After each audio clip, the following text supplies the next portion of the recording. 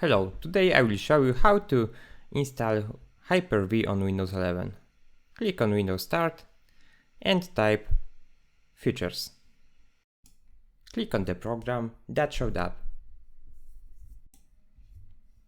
Okay, let's find the Hyper-V position and expand the tree. Be sure you have Hyper-V platform available to click. If not, check your BIOS setup. For Intel, the function is Intel virtualization, for AMD, SVM, something like that. Okay, select the checkbox of Hyper-V and click OK.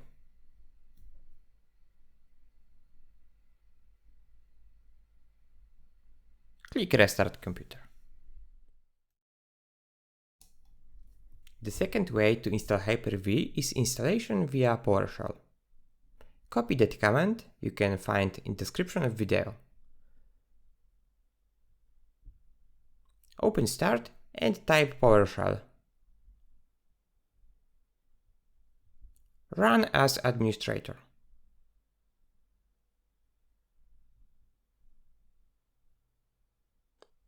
Now paste the command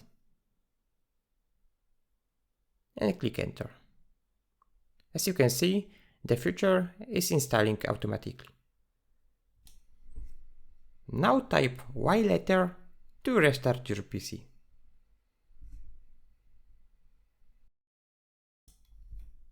After installation, you can run your Hyper-V application.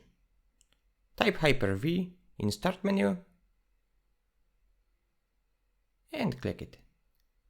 As you can see, Hyper-V application is ready to go. Thank you for watching.